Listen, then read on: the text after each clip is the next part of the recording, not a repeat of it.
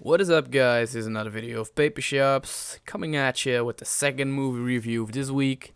This week it's gonna be a little bit more serious with a movie review of Hacksaw Ridge. It's been a while since I legitimately got goosebumps during a movie.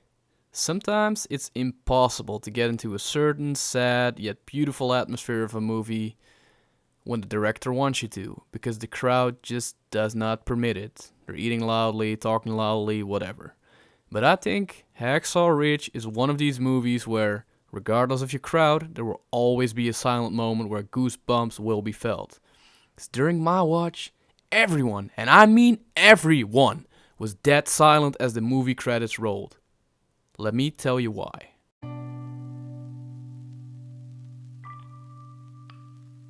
Hacksaw Ridge is a biographical World War II movie about the experiences of Desmond Doss, an American pacifist combat medic who fought in the Battle of Okinawa in Japan.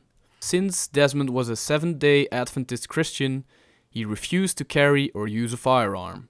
He was the first conscientious objector to be awarded the Medal of Honor for service above and beyond the call of duty. The weird part about this, it's all based on a true story. Yep, a combat medic who survived World War II without a gun and got awarded for it in the process. The movie is directed by Mel Gibson, which means the movie has its unavoidable heroic moments. The story lends itself for such occurrences perfectly, and Mr. Braveheart makes good use of it, gotta say. But this is, however, not disturbing and far from the point of the whole movie.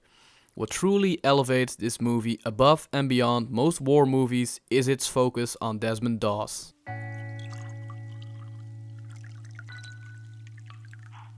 Desmond Doss is portrayed by Andrew Garfield, which you might know from his role as, Peter Parker Spider-Man.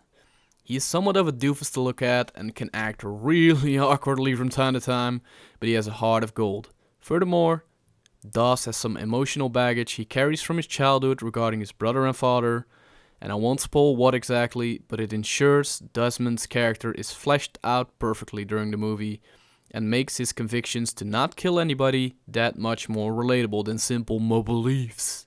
When Doss signs up for military training to become a combat medic, some things go wrong and he's assigned to a rifle unit instead.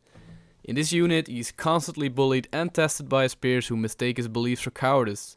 Vince Vaughn as Commander Howell tries to get him discharged for psychiatric reasons, puts him through grueling labor, and turns his fellow soldiers against him just to simply get rid of him. However, Doss manages to excel in all his physical training and continues training. Fitting with the theme of his religious beliefs, he constantly turns them the other cheek.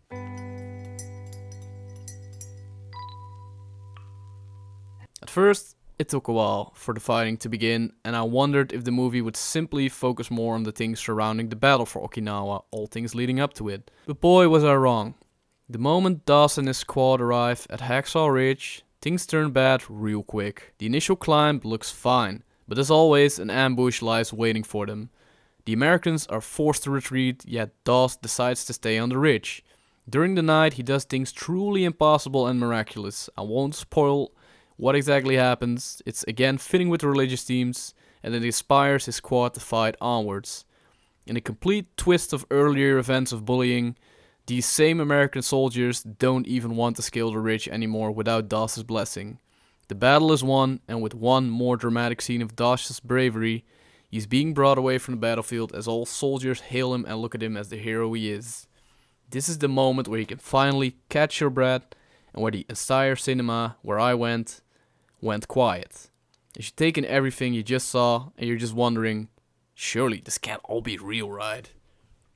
Well, it turned out almost all events actually took place, with some rearrangements here and there surrounding Doss's relationships, such as when he met his love interest. Mel Gibson even stated in an interview that they had to cut one scene that actually happened for real because it was deemed too dramatic and unbelievable. In the end, Doss is believed to have carried 50 to 100 soldiers to safety, with the movie averaging into 75.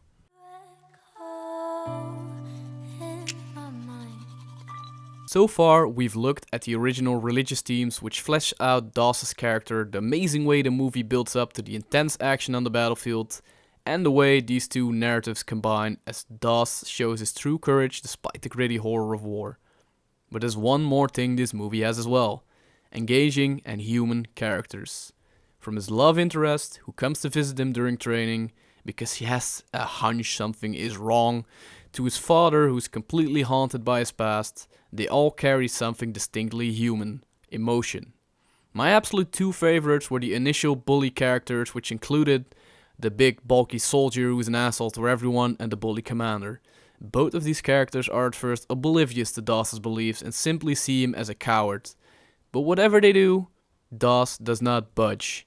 As Dawes shows his true colors on the battlefield, they both change because of him. The bully turns into a friend as he and Dawes make amends in the trenches, and the commander personally thanks Dawes afterwards, completely regretting all his former decisions to try and bully him out of the squad. Thanks to Dawes' belief, they start to believe, but not necessarily in God or anything directly religious. The whole squad starts to believe in Dawes' beliefs, and that is what brings them inspiration. For me, this was another one of these original teams that blew me away, where I initially expected something like, oh no, now they become all religious as well all of a sudden. Nothing like that.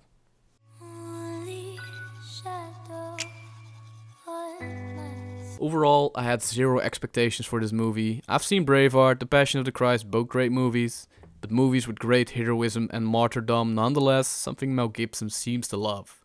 Despite some heroic scenes, this movie is nothing like your typical war heroes movie. It explores religious themes in completely unconventional ways. It fleshes out characters with real emotion, gives them a real face, making you care for them or hate them depending on their actions. Others you simply feel sorry for. And finally, the movie leaves you in complete awe of Dawes' character, making you think of war and its consequences, as well as his decision to only save life and not take it. In the end, I had to shed a tear for Dawes' beliefs as well, and thus, Desmond Dawes, you get 4 out of 5 stars from me. Hey guys, I hope you guys enjoyed the second review this week. There's one more coming up. Not gonna say which movie yet, but let's say it's also a little bit magical. You probably have an idea already.